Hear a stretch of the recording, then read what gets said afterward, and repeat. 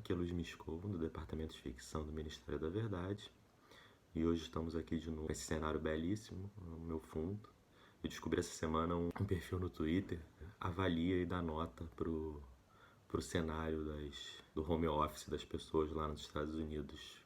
Bom demais, eu tenho certeza que eu ganharia um ou dois talvez. A iluminação tá ok, né?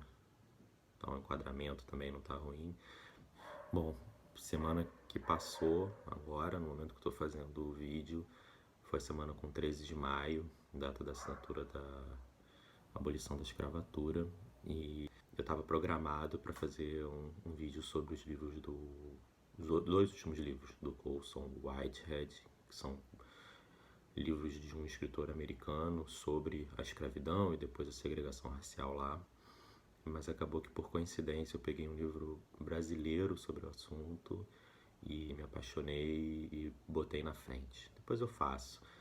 Sobre 13 de maio em si, eu sempre recomendo esse livro aí, o Flores, Votos e Balas, um livro de história mesmo, né? Não é ficção. Ele conta bem a história do movimento abolicionista. É ótimo, tem muita informação, traz os personagens que foram protagonistas que a gente não conhece, né? Muita gente não conhece, mostra quais foram as estratégias, desde estratégias com mais violência até as estratégias políticas, estratégias jurídicas.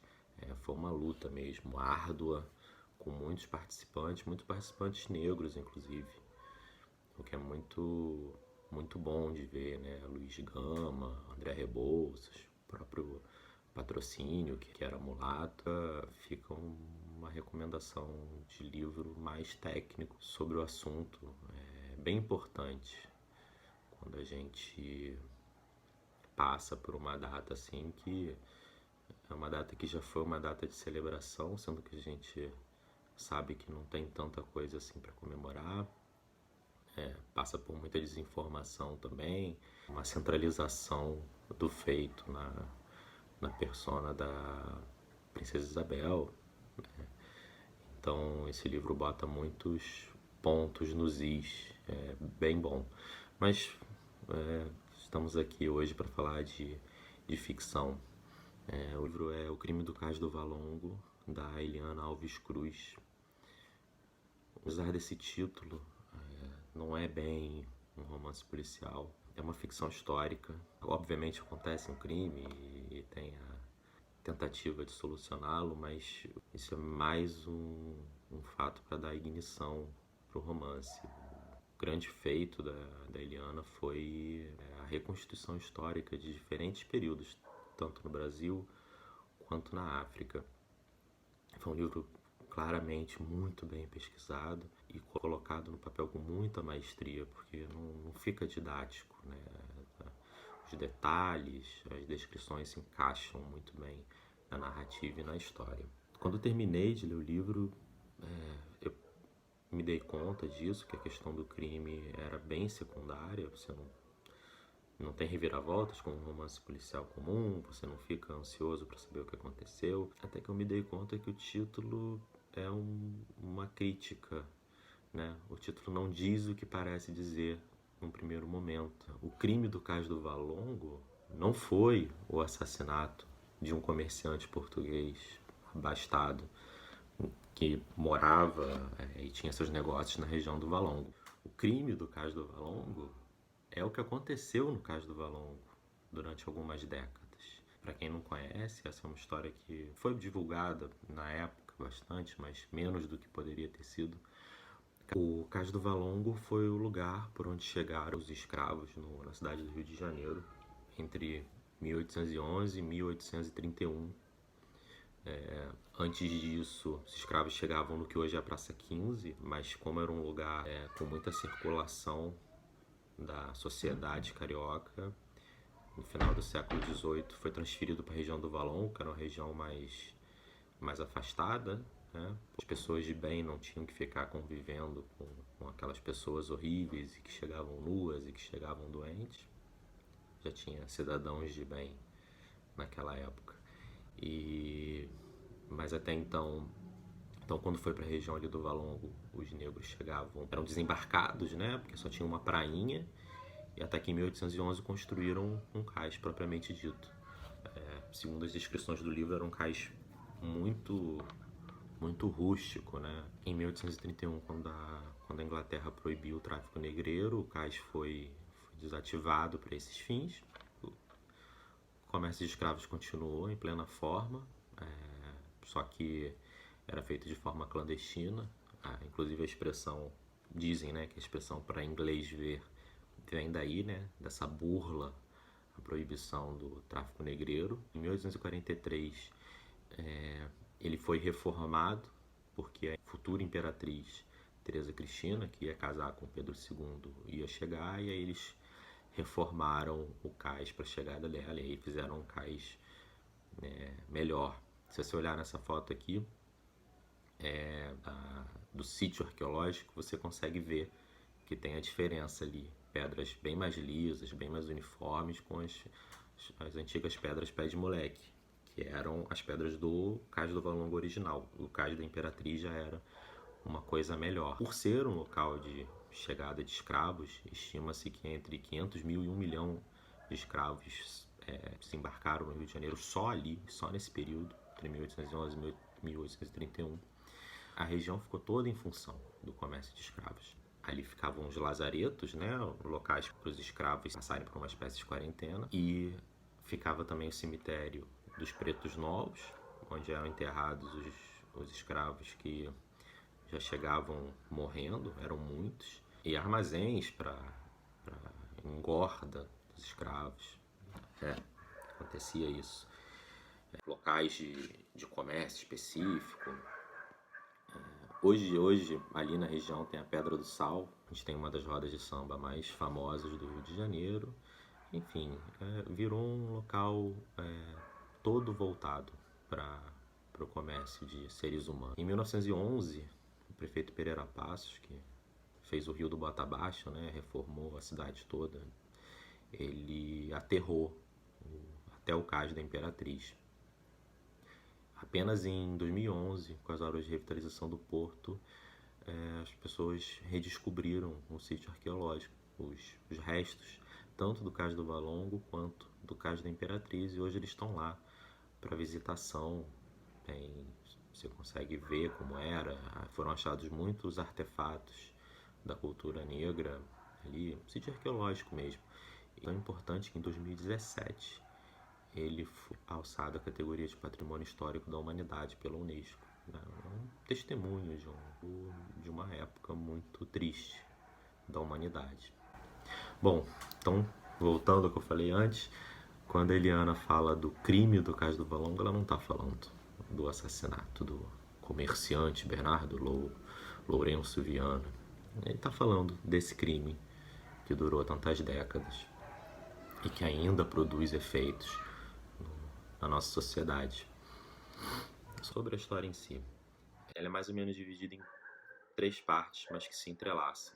A primeira parte acontece no presente da história, que é ali na época da família real no Brasil, entre 1808 e 1822, quando ocorreu a independência. É um mulato livre, que é um boêmio que conta a história. Ele se interessa pela morte do comerciante, porque ele devia muito dinheiro para o comerciante, então ele se aproxima das investigações para acompanhar de perto, ver se ele não vai ser suspeito, ver se ele consegue recuperar as letras de dívida dele. E aí tem a reconstituição histórica daquele período. Um Rio de Janeiro que foi superpovoado do dia para a noite, né, dobrou de população, um movimento intenso do comércio de escravos ali na região, porque tudo se passa ali na região, né? Esse comerciante, apesar de abastado, como os negócios dele giravam ali ao redor do comércio de escravos, ele ficava por ali, tinha uma pensão ali nos arredores do Cais do Valongo.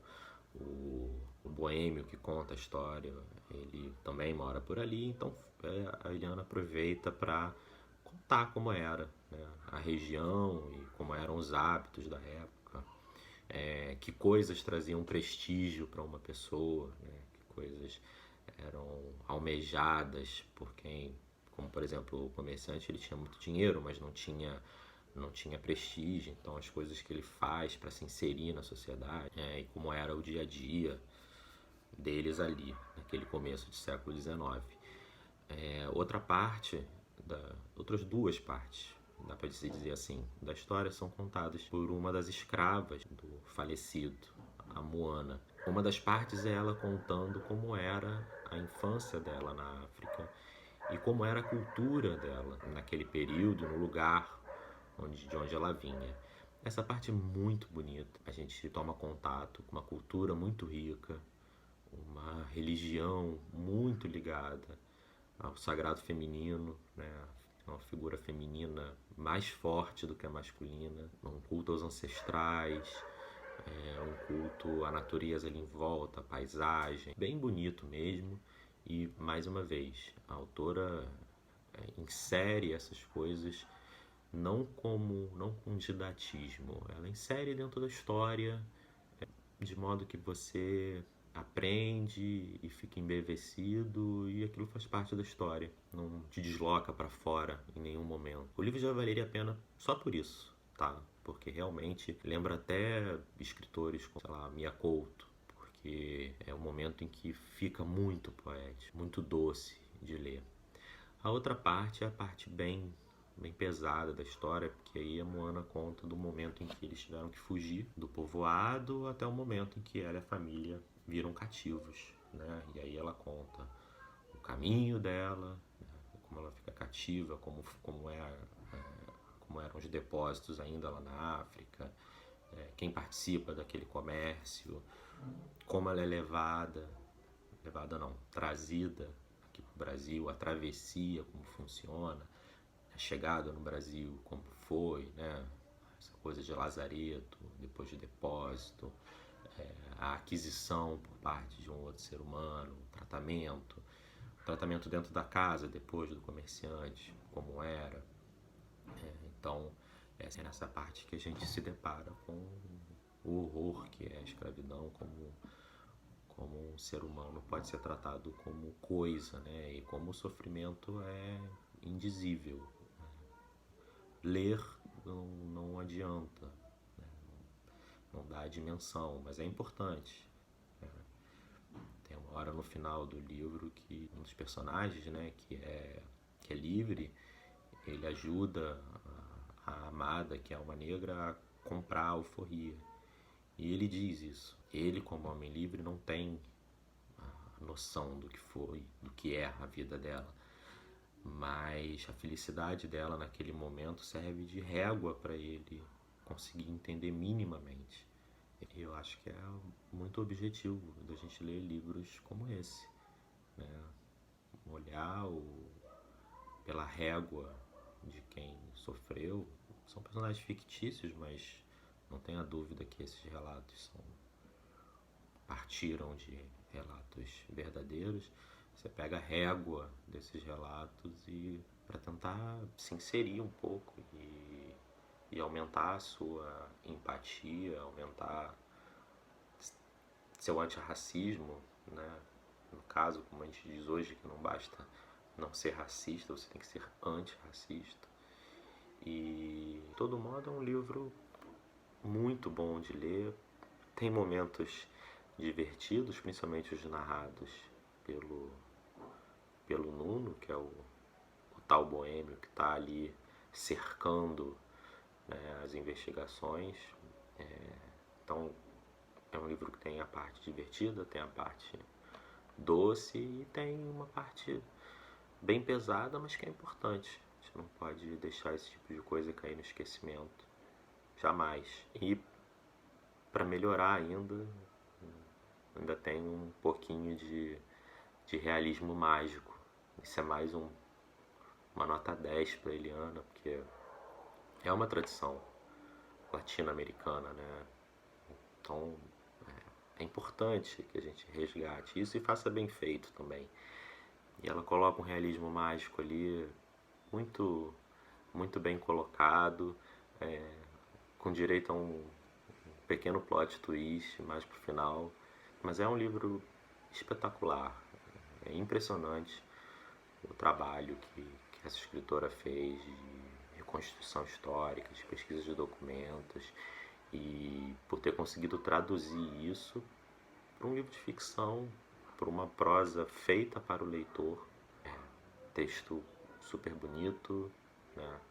Inclusive variando muitos estilos, né? Como eu falei, meio que tem 3 partes, então a parte do Nuno é mais satírica, a parte Ana fala da África ainda, texto bem poético, a parte em que ela conta da vinda para o Brasil já como escrava, aí é bem realista. Então a Eliana faz isso muito bem, realmente um livro que não dá para perder e ainda gera essa vontade de conhecer mais, de ir na internet. Tem muita coisa sobre o caso do Valongo, é um pedaço da nossa história que tem que ser resgatado, tem que ser lembrado o tempo todo, né? Em dias difíceis como os atuais, mais do que nunca. E é isso, gente. É uma recomendação muito boa de livro. Espero em breve fazer sobre os livros do Whitehead, que são livros bem importantes também dentro dessa temática. E por hoje a gente fica por aqui.